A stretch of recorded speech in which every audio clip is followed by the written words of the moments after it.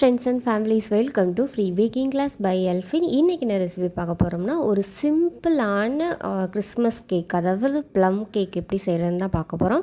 அதுக்கு வந்து நீங்கள் கேரமல் சாஸ் ரெடி பண்ணணும் அந்த மாதிரி ப்ரொசீஜர்லாம் இல்லை. இது சிம்பிளாக ஈஸியாக இருக்கும். ரொம்பவே தெளிவாக சொல்லியிருக்கேன். வீடியோவை ஸ்கிப் பண்ணாமல் பாருங்கள், அப்போ தான் உங்களுக்கு தெளிவாக புரியும். நீங்கள் ஃப்ரீயாகவே பேக்கிங் கற்றுக்கணுமா இல்லை பேக்கிங் பற்றின ஏதாவது தகவல் உங்களுக்கு தேவைப்படுதா, ஜஸ்ட் எங்கள் சேனலை சப்ஸ்கிரைப் மட்டும் பண்ணுங்கள். இதுக்கு நீங்கள் எந்த ஒரு ஃபீஸும் கட்ட தேவையில்லை, எந்த ஒரு எஜுகேஷன் குவாலிஃபிகேஷன் தேவையில்லை. ஜஸ்ட் சப்ஸ்கிரைப் மட்டும் பண்ணுங்கள். இந்த சேனலில் நாங்கள் ஃப்ரீயாகவே பேக்கிங் பற்றின A to Z அனைத்து ஃப்ரீயாகவே ப்ரொவைட் பண்ணுறோம்.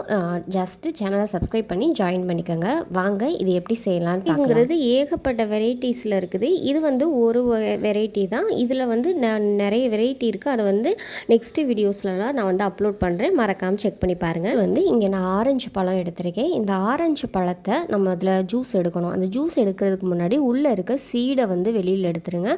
ஏன்னா நீங்கள் சீடோடு யூஸ் பண்ணி ஜூஸ், அதாவது மிக்சியில் அரைக்கும் போது வந்து அந்த ஜூஸ் வந்து புளிப்பும் இனிப்பும் இல்லாமல் கசப்பு வந்து தென்படும். அதனால தான் அந்த கொட்டையை வந்து ரிமூவ் பண்ணிடுங்க, விதைகளை வந்து ரிமூவ் பண்ணிடுங்க. அப்போ தான் உங்களுக்கு பர்ஃபெக்டாக வரும். ஏன்னா நீங்கள் வந்து இதை மட்டும் ரிமூவ் பண்ணாமல் நீங்கள் ஜூஸ் எடுத்துட்டிங்கன்னா அது வந்து அப்படியே கேக்கில் வந்து ஒரு கசப்பு இருக்கும். எதனால அந்த கசப்பு வந்துச்சுன்னே உங்களால் அப்சர்வ் பண்ண முடியாது. அதனால எப்போதுமே ப்ளம் கேக் செய்யும்போது அதில் உள்ளே இருக்க விதைகளை வந்து வெளியில் எடுத்துட்டு அதுக்கப்புறம் நீங்கள் வந்து ஜூஸ் எடுங்க. ரெண்டாவது பார்த்திங்கன்னா, நீங்கள் இதுக்கு எந்த ஆரஞ்சு பழம் வேணாலும் யூஸ் பண்ணலாம். மோஸ்ட்லி வந்து கொஞ்சம் புளிப்பாக இனிப்பாக இருக்கிற மாதிரி அந்த மாதிரி ஆரஞ்சு பழத்தை எடுத்துக்கோங்க. நான் வந்து கமலா ஆரஞ்சுன்னு சொல்லுவாங்கள்ல, அந்த ஆரஞ்சு எடுத்திருக்கேன். ஏன்னா அது வந்து கொஞ்சம் வந்து ரேட்டும் கம்மியாக இருக்கும், நம்ம சேல் பண்ணுறதுக்கும் நம்மளுக்கு கொஞ்சம் ப்ராஃபிட் நிற்கிற மாதிரி இருக்கும். இப்படி எல்லா பழங்கள்லேயும் நான் வந்து 1/2 கிலோ பழம் எடுத்திருக்கேன். அதில் விதைகள்லாம் நீக்கிட்டு இதை வந்து ஒரு மிக்ஸி ஜாரில் போட்டுட்டு நல்லா வந்து ஜூஸ் எடுத்துக்கிறேன். இந்த மிக்ஸி ஜாரில் அரைச்சதுக்கப்புறமா நம்மளுக்கு ஜூஸ் எவ்வளோ வருது அப்படிங்கிறத பொறுத்து நம்ம வந்து ட்ரை ஃப்ரூட்ஸ் சோக் பண்ணிக்கலாம். இந்த மாதிரி ஜூஸை வந்து அரைச்சி எடுத்ததுக்கப்புறம் ஒரு பெரிய ஓட்டையோடைய சல்லடையில் வச்சு நல்லா ஃபில்ட்ரு பண்ணி எடுத்துக்கோங்க. ஏன்னா அந்த நாராக இருக்கும்ல, அதோடு சேர்த்து நம்ம வந்து ட்ரை ஃப்ரூட்ஸ் வந்து சோக் பண்ண முடியாது. இப்படி ஃபில்ட்ரு பண்ணதுக்கப்புறம் ஈரமில்லாத பாத்திரத்தில் கரெக்டாக 250 ml கப்பில் 1 கப் அளவு நான் ஆரஞ்சு ஜூஸ் எடுத்துருக்கேன். இதில் வந்து தண்ணி எதுவுமே சேர்க்கலை, பியூர் ஆரஞ்சு ஜூஸ் தான். இந்த ஆரஞ்சு ஜூஸில் நீங்கள் தேவையான ட்ரை ஃப்ரூட்ஸ் எடுத்துக்கலாம். நான் வந்து 1/2 கப் அளவு டியூட்டி ஃப்ரூட்டி, அதுக்கப்புறம் வந்து உலர் திராட்சை இருக்குல்ல, இந்த உலர் திராட்சையில் வந்து சீடு உள்ள திராட்சை, அதாவது இதில் வந்து விதை இருக்கும். ஆனால் நம்ம பேக்கிங்க்கு யூஸ் பண்ணுற திராட்சை வந்து விதை இல்லாமல் இருக்கும். அதாவது இந்த திராட்சை வந்து சீட்லெஸ் திராட்சை. இது வந்து நம்ம ப்ளம் கேக்லாம் யூஸ் பண்ணுற திராட்சை. இதில் வந்து விதை இருக்காது. இது வந்து 250 கிராம், அதாவது 1/4 கிலோ வந்து 75 ரூபா அந்த ரேஞ்சில் இருக்கும். இது பேக்கிங் ரா மெட்டீரியல் ஷாப்பில் இருக்குது. இந்த செர்ரிஸ், அதாவது பிளாக் ஃபாரஸ்ட் கேக்லலாம் செர்ரின்னு வைப்பாங்கல்ல, அந்த செர்ரி, அதாவது இது வந்து ஒரிஜினல் செர்ரி இல்லை, ஆர்டிஃபிஷியல், அதாவது உருவாக்கப்பட்ட செர்ரி. உண்மையான செர்ரிங்கிறது வேறு, அது இருந்தாலும் நம்ம யூஸ் பண்ணிக்கலாம். இந்த செர்ரியை வந்து சின்ன சின்னதாக கட் பண்ணி இதையும் இது கூட சேர்த்துக்கோங்க. சேர்த்துட்டு நல்லா அந்த ஆரஞ்சு ஜூஸில் மூழ்கிற அளவுக்கு நீங்கள் ட்ரை ஃப்ரூட்ஸ் வந்து சேர்த்துக்கலாம். இப்போ இதில் வந்து பாதாம், முந்திரி, கேஷ்யூ அந்த மாதிரி இதில் வந்து ஊற வைக்கக்கூடாது. இந்த மாதிரி பழங்களாக இருக்கிறது மட்டும்தான் ஊற வைக்கணும். அதில் எனக்கு ஊற வைக்க டைம் இல்லை அப்படின்னு நீங்கள் நினச்சிங்கன்னா, ஒரு பேனில் வந்து நம்ம எடுத்து வச்சுருக்க ஆரஞ்சு ஜூஸை சேர்த்துட்டு அதில் நீங்கள் என்னென்ன ட்ரை ஃப்ரூட்ஸ் போடணுமோ அந்த பழங்கள்லாம் சேர்த்துக்காங்க. நான் வந்து திராட்சை, அதுக்கப்புறமா டியூட்டி ஃப்ரூட்டி அதெல்லாம் சேர்த்துட்டு அந்த தண்ணி வந்து வற்றணும் லைட்டாக. லோ ஃப்ளேம்லேயே வச்சு அந்த பழங்கள் எல்லாம் அந்த ஜூஸை வந்து அப்சர்வ் பண்ணணும், அதிலே வேகணும். அந்தளவுக்கு வெந்துட்டு இந்த மாதிரி ஓரளவுக்கு நல்லா ட்ரை ஆனதுக்கப்புறம் நீங்கள் வந்து நல்லா ஃபேனில் ஆற வச்சுட்டு சூடு இல்லாத போது நீங்கள் வந்து கேக்குக்கு யூஸ் பண்ணலாம். குயிக்காக செய்கிறாங்க இப்படி செய்யுங்க. ஸ்பைசி பவுட்ரு வந்து செய்யலாம். நான் ஃபஸ்ட்டு வந்து பட்டை எடுத்திருக்கேன். இந்த பட்டை வந்து நார்மல் பிரியாணிக்கு யூஸ் பண்ணுவோம்ல, அந்த பட்டை, இது வந்து 1 பங்கு எடுத்திருக்கேன். அதுக்கப்புறம் சுக்கு இருக்குல்ல, சுக்கு வந்து 1/4 பங்கு எடுத்திருக்கேன். அதே அளவு கிராம்பு, இது எல்லாமே பிரியாணிக்கு யூஸ் பண்ணுறது தான். இந்த கிராம்பு வந்து 1/4 பங்கு. இந்த ஜாதிக்காய்ங்கிறது இது வந்து 1/4 பங்குல பாதி. அந்த அளவுக்கு எடுத்துக்கோங்க. இது கூடவே ஏலக்காய் வைக்கணும், நான் வந்து மறந்துட்டேன் அதில் வைக்கிறதுக்கு. அது கூடவே ஏலக்காவும் ஒரு 1/4 பங்கு. இது எல்லாத்தையும் நம்ம வந்து ஒன்றா எடுத்துக்கணும். அதாவது பட்டையை தவிர்த்துட்டு மற்ற எல்லாமே ஒரே அளவு, பட்டை மட்டும் அதை எல்லாத்தையும் விட 3 மடங்கு வந்து கூட இருக்கணும். அதாவது 1 பங்கு பட்டைன்னா மற்ற எல்லா இன்க்ரீடியண்ட்டும் 1/4, அதாவது 1/4 பங்கு அளவு எடுத்துக்கணும். இது எல்லாத்தையும் சும்மா போட்டு அரைக்க முடியாது. இது கூடவே 1/4 கப் அளவு ஒயிட் சுகர் இருக்குல்ல, அதை வந்து சேர்த்துட்டு இது எல்லாத்தையும் நல்லா மிக்சியில் அரைச்சி எடுத்திங்கன்னா நல்லா பவுடராக கிடைக்கும். அதுலேயும் ஒரு சில நார் மாதிரி இருக்கும். அந்த நார் வந்து என்னென்னா சுக்கு. அந்த சுக்கு வந்து லைட்டாக நாராக இருக்கும். அதை வந்து நம்ம எப்படி ஃபில்டர் பண்ணுறேன்னு நான் சொல்கிறேன். இந்த மாதிரி சுகரை சேர்த்து பவுடராக அரைச்சி ஒரு ஏர் டைட்டான பாக்ஸில் போட்டு நீங்கள் ஒரு 6 months வரைக்கும் யூஸ் பண்ணிக்கலாம். நீங்கள் எப்போ ப்ளம் கேக் ஆர்டர் வருதோ அப்போல்லாம் யூஸ் பண்ணிக்கலாம். ட்ரையான பிளேஸில் வைக்கணும், ஃப்ரிட்ஜில் வைக்கணும்னு அவசியம் இல்லை. இந்த பவுட்ரு வந்து சுகர் சேர்த்துருக்கனால ஒரு வேளை ஈரமாகுமோ இல்லது உருகிடுமோ அப்படிலாம் நினைக்க வேணாம். இது வந்து பவுடராக தான் இருக்கும், எந்த மாற்றமும் இருக்காது. நார்மல் ரூம் டெம்பரேச்சரில் ஸ்டோர் பண்ணிக்கலாம். நெக்ஸ்ட்டு பார்த்திங்கன்னா ஸ்வீட் ஆரஞ்சுன்னு சொல்லுவாங்க. இது பேக்கிங் ரா மெட்டீரியல் ஷாப்பில் தான் இருக்கும். 1 கிலோ 150 ரூபா அந்த மாதிரி இருக்கும். இது வந்து ஆரஞ்சு பழத்தோட தோலை வந்து சுகர் சிரப்பில், அதாவது சர்க்கரை பாகில் ஊற வச்சு அதை வந்து வெயிலில் ட்ரை ஆக்கி வச்சுருப்பாங்க. இது வந்து நல்ல ஒரு ஆரஞ்சு பழத்தோட ஒரு ஃப்ளேவரை கொடுக்கும், நல்லாயிருக்கும். இது வந்து காய் சீவுவல்ல, கேரட் பீட்ரூட் துருவல்ல, அதில் வந்து துருவி இந்த மாதிரி எடுத்து ஒரு ஏர் டைட்டான பாக்ஸில் போட்டு வச்சுக்கலாம். இது நம்ம கேக் எப்போ பண்ணுறோமோ அப்போ சேர்த்துக்கலாம். ஒருவேளை உங்கள்கிட்ட ஸ்வீட் ஆரஞ்சு இல்லை அப்படின்னா நார்மல் ஆரஞ்சு இருக்குல்ல, அந்த ஆரஞ்சு பழத்தோட தோல் இருக்குல்ல, அந்த தோலை வந்து நீங்கள் காய் சீவுறதுல வந்து சீவணும். உள்ள வெள்ளை கலரில் இருக்கும்.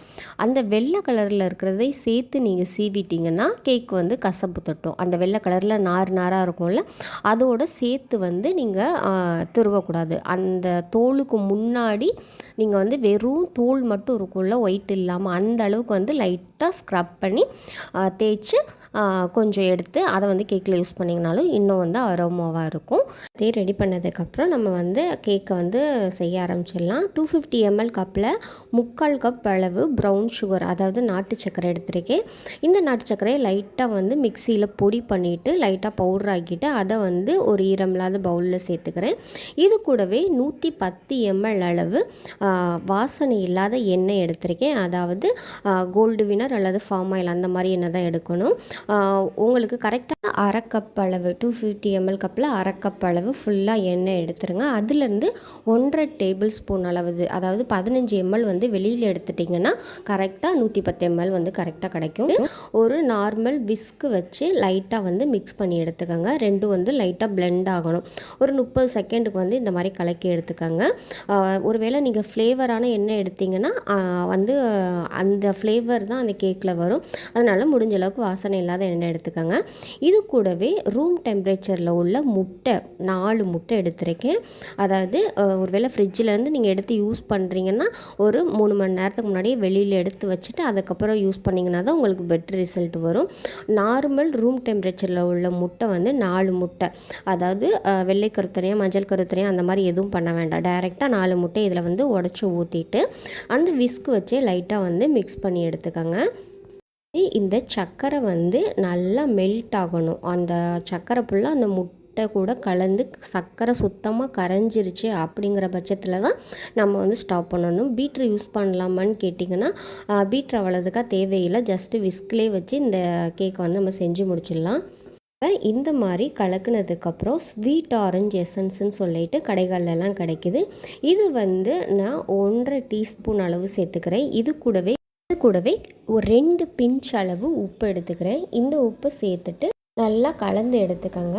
அதாவது இந்த சர்க்கரை கூட வந்து எல்லாம் மிங்கிள் ஆகிற அளவுக்கு நல்லா விஸ்க் வச்சு கலந்து எடுத்துக்கலாம். ப்ராடக்ட்லாம் நிறைய பேர் வந்து எங்கே கிடைக்குது, எங்களுக்கு கிடைக்கல, எங்களுக்கு ஷாப் நியர்பை இல்லைன்னு சொல்கிறீங்க. அவங்களுக்கெல்லாம் முடிஞ்ச அளவுக்கு நான் பொருட்கள் எல்லாம் கம்மியான ரேட்டில் வந்து எது பெஸ்ட்டோ அதை வந்து அதோட லிங்க்கை வந்து டிஸ்கிரிப்ஷன் பாக்ஸில் கொடுத்துருக்கேன். தேவைப்படுறவங்க செக் பண்ணி வாங்கிக்கலாம். அது வந்து அமேசானோட அக்கௌண்ட்டு தான், அதனால் நீங்கள் பயப்படாமல் யூஸ் பண்ணிக்கலாம். அது மட்டும் இல்லாமல் அது செக்யூரான அக்கௌண்ட்டு தான். தேவைப்படுறவங்க நீங்கள் வந்து அதை வந்து கிளிக் பண்ணி வாங்கிக்கோங்க. ஒரு ட்ரையான பவுல் எடுத்துக்கலாம். அந்த பவுல் மேலே ஒரு சல்லடை வச்சுட்டு இதில் வந்து கரெக்டாக 1 கப் ப்ளஸ் 1/4 கப் ப்ளஸ் ஒரு 1/2 டீஸ்பூன், அதாவது 165 கிராம் அளவு நான் வந்து மைதா எடுத்திருக்கேன். கரெக்டாக 165 கிராம் அளவு எடுத்திருக்கேன். ஒருவேளை உங்களுக்கு மைதா வேண்டாம், நீங்கள் கோதுமையில் யூஸ் பண்ணுறீங்கனாலும் இதே அளவு கோதுமை மாவு எடுத்துக்கோங்க. அதாவது நல்ல சின்ன ஓட்டையுள்ள சல்லடையில் சலிச்சு எடுத்துக்கோங்க. இது கூடவே 10 கிராம் அளவு கோகோ பவுடர் எடுத்திருக்கேன். டேபிள் ஸ்பூன் அளவு கோகோ பவுடர் எடுத்திருக்கேன். இது கூடவே நம்ம அரைச்சி வச்சுருந்தோம்ல இந்த ஸ்பைசி பவுட்ரு, அது வந்து 1 டீஸ்பூன் அளவு எடுத்திருக்கேன். கூடவே 1 டீஸ்பூன் அளவு பேக்கிங் பவுட்ரு, 1/2 டீஸ்பூன் அளவு பேக்கிங் சோடா, இது எல்லாத்தையும் சேர்த்துட்டு நல்லா கலந்து எடுத்துக்கோங்க. இந்த இன்க்ரீடியண்ட் எல்லாம் ஒன்றா மிக்ஸ் ஆகிற அளவுக்கு நல்லா சளிச்சு எடுத்துக்கோங்க. இதில் பார்த்தீங்கன்னா லைட்டாக திப்பு திப்பையாக இருக்கும். அந்த நரன்னு இருக்கிறது இந்த ஸ்பைசி பவுடரில் உள்ள அந்த சுக்கோட பவுட்ரு தான் அது. இதை வந்து சளிச்சு எடுத்ததுக்கப்புறம் லைட்டாக வந்து மிக்ஸ் பண்ணி எடுத்துக்கலாம். அதாவது எல்லாமே ஒன்றாகிற அளவுக்கு லைட்டாக மிக்ஸ் கொடுத்துக்கோங்க. மிக்ஸ் பண்ணிவிட்டு நம்ம ரெடி பண்ணி வச்சுருக்க அந்த முட்டை, சர்க்கரை அதெல்லாம் இருக்குல்ல, அந்த கலவையில் இந்த மாவை கொட்டி கட்டிகள் எதுவும் இல்லாத அளவுக்கு வந்து நல்லா மிக்ஸ் பண்ணி எடுத்துக்கோங்க. இந்த பேட்ரு வந்து கொஞ்சம் வந்து தண்ணியாக இருக்க மாதிரி தான் இருக்கும், ஆனால் வந்து கேக் வந்து பர்ஃபெக்டாக வரும். இப்போ வந்து விஸ்க் வச்சு நல்லா மாவுகள் கட்டிகள் எதுவும் இல்லாத அளவுக்கு நல்லா கலந்து எடுத்துக்கலாம். அதுவுமே மாவை வந்து சர்க்கிள் டைப்பில் நீங்கள் கலந்து எடுத்திங்கன்னா உங்களுக்கு அது வந்து அவ்வளோ சீக்கிரத்தில் கட்டிகள் எதுவும் இல்லாத அளவுக்கு நல்லா க்ளீனாக கலந்து கிடைக்கும். அதனால் முடிஞ்ச அளவுக்கு சர்க்கிள் டைப்பில் வந்து நல்லா கலந்து எடுத்துக்கோங்க. கூடவே நம்ம ஊற வச்சுருக்கோம்ல, அதாவது நான் வந்து கரெக்டாக 4 மணி நேரம் ஊற வச்சேன். அதுக்கு மேலே நீங்கள் ஊற வச்சிங்கன்னா லைட்டாக ஒரு கசப்பு, அதாவது புளிச்ச வாடை மாதிரி ஆகிட்டே இருக்கும் நீங்கள் ஊற வைக்க. அதனால ஒரு 4 மணி நேரம் ஊற வச்சா போதும். இல்லை டைரெக்டாக வந்து ஒரு 2 மணி நேரமாவது ஊற வைங்க, அப்போ தான் கொஞ்சமாவது ஃப்ளேவர் கிடைக்கும். அதிலிருந்து நம்ம வெறும் ஃப்ரூட்டை மட்டும், அந்த ஆரஞ்சு ஜூஸ் இல்லாமல் அந்த ஃப்ரூட்டை மட்டும் ஃபில்ட்ரு பண்ணி மொத்தமாக 1/2 கப் அளவு நம்ம வந்து மைதா எடுத்துருக்கோம். நம்ம வந்து 1/2 கப் அளவு ட்ரை ஃப்ரூட்ஸ் சேர்க்கணும். அந்த அளவுக்கு வந்து ரேஷியோ பார்த்துக்கோங்க. இது கூடவே நான் வந்து அந்த துருவி வச்சுருக்கேன்ல ஆரஞ்சு பழத்தூள், அது வந்து 1 டேபிள் ஸ்பூன் அளவு நான் இதில் வந்து சேர்த்துக்கிறேன். அப்போ தான் வந்து நல்லா ஃப்ளேவராக இருக்கும். அது கூடவே நம்ம திராட்சை பழம் வச்சுருந்தாலும் அதையும் சேர்த்துக்கிறேன். நல்லா க்ரன்ச்சியாக இருக்கிறதுக்காக ஒரு கொஞ்சம் பெரிய சைஸில் கட் பண்ண பாதாம் வந்து ஒரு 1/2 கப் அளவு சேர்த்துக்கிறேன். இது எல்லாத்தையும் சேர்த்துட்டு ரொம்ப மிக்ஸ் கொடுக்காம லைட்டாக எல்லாத்தையும் ஒன்றா மிக்ஸ் ஆகிற அளவுக்கு மிக்ஸ் பண்ணி எடுத்துக்கோங்க. வந்து தண்ணியாக இருக்கேன்னு சொல்லிட்டு பயப்பட தேவையில்லை. இந்த பேட்டர் இப்படி தான் இருக்கும். பாருங்கள், நம்ம ப்ளம் கேக் கலரும் வந்துருச்சு. அதாவது நம்ம வந்து இந்த கேரமல் பண்ணுறது அந்த மாதிரி, இல்லைன்னா அந்த கேரமல் சிரப் சேர்க்குறது அந்த மாதிரி எதுவுமே இல்லாமல் நார்மலாகவே நம்மளுக்கு வந்து அந்த கேக்கோட கலர் வந்துருச்சு. நான் ப்ரெட்டு மோல்டு எடுத்திருக்கேன். ஒருவேளை நீங்கள் வந்து 1/2 kg கேக் டின் இருந்தாலும் அதில் நீங்கள் பேக் பண்ணலாம். நான் வந்து ப்ரெட் மோல்டில் லைட்டாக ஆயில் க்ரீஸ் பண்ணிவிட்டு லைட்டாக 2 பக்கமும் பிடிச்சி தூக்குற மாதிரி அளவுக்கு வந்து பட்டர் பேப்பர் போட்டு எடுத்துக்கிறேன். இந்த மாதிரி பட்டர் பேப்பர் போட்டுட்டு அது மேலே வந்து நம்ம ரெடி பண்ணி வச்சுருக்க பேட்டரை வந்து உள்ளே சேர்த்துடலாம். இந்த மாதிரி ஓரளவுக்கு தண்ணியாக தான் இருக்கும். நீங்கள் சேர்த்ததுக்கப்புறம் இந்த டேப் பண்ணுறது அந்த மாதிரி எதுவும் பண்ண வேணாம். ஜஸ்ட்டு இதை வந்து அப்படியே ஊற்றிட்டு அது மேலே வந்து கொஞ்சம் வந்து ட்ரை ஃப்ரூட்ஸ் வந்து சேர்த்துக்கோங்க.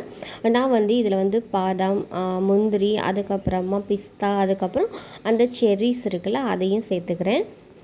வந்து முற்றிலும் ஆப்ஷன் தான், ஆனால் அது போட்டால் தான் இன்னும் கொஞ்சம் வந்து நம்மளுக்கு வந்து சாப்பிடும்போது அந்த ஃப்ளேவர் நல்லா தூக்கி கொடுக்கும்.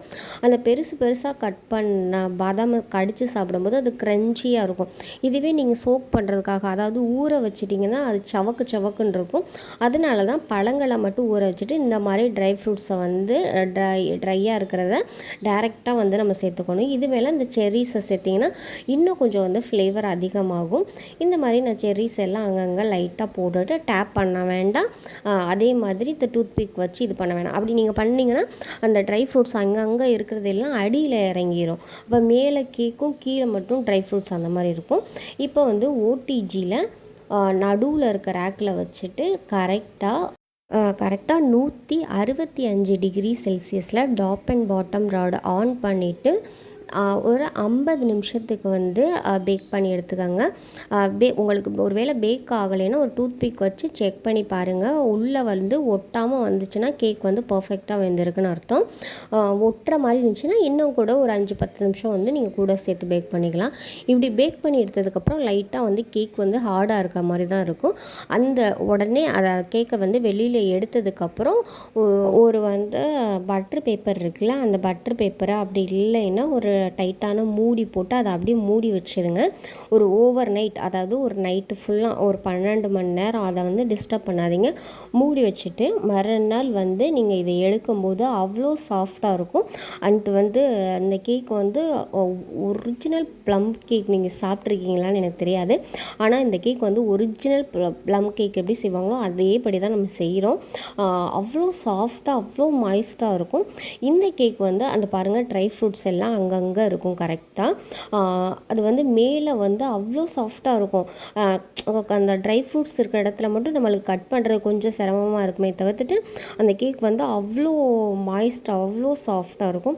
ஸ்டோர் பண்ணுறது வந்து நார்மல் ரூம் டெம்பரேச்சர்லேயே வந்து நீங்கள் ஒரு 1 வீக் வரைக்கும் வச்சு யூஸ் பண்ணலாம். ஃப்ரிட்ஜிலலாம் வைக்கணும்னு அவசியம் இல்லை. ஆனால் சும்மா டைரெக்டாக வைக்காமல் ஒரு ஏர் டைட்டான பாக்ஸில் போட்டு வச்சிங்கன்னா அந்த சாஃப்ட்னஸ் வந்து ஒரு வாரம் வரைக்கும் நீடிக்கும். அப்படி இல்லைன்னா ஏர் டைட்டாக இல்லாமல் வச்சுருந்தீங்கன்னா அது வந்து ட்ரை ஆயிரும். கேக்கை பேக் பண்ணதுக்கப்புறம் உடனே கட் பண்ணிங்கன்னா கொஞ்சம் ஹார்டாக தான் இருக்கும். அதை வந்து நீங்கள் நல்லா ஏர் டைட்டாக க்ளோஸ் பண்ணிவிட்டு மறுநாள் சாப்பிடும்போது தான் அது வந்து அல்ட்ரா சாஃப்டாக இருக்கும். ஃப்ளேவரும் வந்து அல்டிமேட்டாக இருக்கும். ட்ரை பண்ணி பார்த்துட்டு ஃபீட்பேக் சொல்லுங்கள். இந்த ட்ரை ஃப்ரூட்ஸை வந்து நான் 1 kg வந்து கரெக்டாக 1000 ரூபீஸ்க்கு வந்து நான் சேல் பண்ணுவேன். வந்து 1000 ரூபீஸ்க்கு நான் சேல் பண்ணுறேன் அப்படின்னா இதில் வந்து நான் ஆரஞ்சு பழம் ஒரிஜினலாக யூஸ் பண்ணுவேன். அதுக்கப்புறம் வந்து ட்ரை ஃப்ரூட்ஸும் வந்து நம்ம வந்து நிறைய தான் யூஸ் பண்ணியிருக்கோம். இதுக்கு யூஸ் பண்ணுற இன்க்ரீடியண்ட்டும் நம்ம வந்து குவாலிட்டியாக தான் யூஸ் பண்ணுவோம். இதனால ஒரு ஹெல்த் ப்ராப்ளம் அப்படிங்கிறது எதுவுமே வராது. அந்த அளவுக்கு நான் வந்து செக்யூராக அவங்களுக்கு பண்ணி கொடுப்பேன். அதனால் இந்த ரேட் நான் ஃபிக்ஸ் பண்ணுவேன். நீங்கள் உங்கள் ஏரியாவில் எவ்வளோ வந்து ஹோம் பேக்கர் வந்து சேல் பண்ணுறாங்களோ அதுக்கு தக்கன நீங்கள் சேல் பண்ணிக்கலாம். இது வந்து ஒரு வெரைட்டி தான். அது மட்டும் இல்லாமல் இதில் ஏகப்பட்ட வெரைட்டிஸ் இருக்குது. அது எல்லாமே நான் சீக்கிரமாக அப்லோட் பண்ணுறேன். ரெண்டாவது பார்த்தீங்கன்னா பேக்கரிஸ்லலாம் கேரமல் சிரப்புன்னு சொல்லிட்டு ஒன்று இருக்கும். அது வந்து கெமிக்கல் தான். கேரமல் சாஸ் மாதிரி தான் வச்சுருப்பாங்க. அதை யூஸ் பண்ணி தான் அந்த கலர் கொண்டுட்டு வருவாங்க. நிறைய ஹோம் பேக்கர் எப்படி கொண்டுட்டு வருவாங்கன்னா சுகரை வந்து, அதாவது ஒயிட் சுகரை வந்து பாகு மாதிரி காய்ச்சி அதை வந்து கலருக்கு கொண்டுட்டு வந்து அதை வந்து மிக்ஸ் பண்ணுவாங்க. அதெல்லாம் விட இந்த மெத்தட் வந்து ரொம்பவே ஈஸியாக இருக்கும். நீங்கள் ட்ரை பண்ணி பாருங்கள். அதுக்கப்புறமா எல்லாருக்குமே நான் ரொம்பவே தேங்க் பண்ணுறேன், ரொம்பவே நன்றி சொல்கிறேன். ஏன்னா நிறைய பேர் வந்து கமெண்டில் கேட்டுகிட்டே இருந்தீங்க, ஏன் வீடியோஸ் போடலன்னு. நான் எல்லாருக்கும் வந்து பதில் சொல்லியிருந்தேன். ஏன்னா உடம்பு சரியில்லை, பெட்டில் வந்து அட்மிட் பண்ணுற மாதிரி ஆயிடுச்சு. இப்போவும் வந்து நான் இந்த வீடியோ எடுக்கலை. இந்த வீடியோ வந்து நான் உடம்பு சரியில்லாததுக்கு முன்னாடி ஷூட் பண்ணது. அதை ரெக்கார்ட் பண்ணி வாய்ஸ் ஓவர் மட்டும்தான் இன்றைக்கி கொடுத்தேன். எல்லோரும் உங்கள் சப்போர்ட்டு கொடுத்ததுக்கு ரொம்பவே நன்றி, ரொம்பவே தேங்க்ஸ். எங்கள் சேனல் உங்களுக்கு பிடிச்சிருந்துச்சுன்னா லைக் பண்ணுங்கள், ஷேர் பண்ணுங்கள், கமெண்ட் பண்ணுங்கள், சப்ஸ்கிரைப் பண்ணுங்கள். நான் வந்து உடம்பு சீக்கிரம் சரியாகணுங்கிறதுக்காக நிறைய பேர் ப்ரே பண்ணியிருக்கீங்க. அவங்க எல்லாருக்கும் நான் எந்த அளவில் நன்றி சொல்கிறதுன்னு எனக்கு தெரியல. நான் யாருங்கிறது அவங்களுக்கு தெரியாது, அவங்க யாருன்னு எனக்கு தெரியாது. அவங்க முகத்தை கூட பார்த்ததில்ல. ஆனால் முகம் தெரியாத ஒரு நபருக்காக ஒரு ஜெபிக்கிற அளவுக்கு, ஒரு ப்ரே பண்ணுற அளவுக்கு இருக்காங்க அப்படின்னு நினைக்கும்போது எனக்கு அப்படியே சந்தோஷம் அவ்வளோ இருக்குது. அந்த ஒரு ரீசன்னால் தான் இன்றைக்கி என்னால் முடியல. பட் இருந்தாலும் நான் வீடியோ போடணும் என்னுடைய சப்ஸ்கிரைபருக்காக அப்படின்னு சொல்லிட்டு தான் அந்த வீடியோ மேக் பண்ணியிருக்கேன். ஏதாவது கரெக்ஷன் இருந்தால் கமெண்டில் வந்து கேளுங்க, நான் வந்து உங்களுக்கு தெளிவாக சொல்கிறேன். நிறைய பேருக்கு கமெண்ட்லேயும் ரிப்ளை பண்ண முடியல, சாரி. நான் கூடிய சீக்கிரம் ரிப்ளை பண்ணுறேன். தேங்க்யூ உங்கள் சப்போர்ட்க்கு.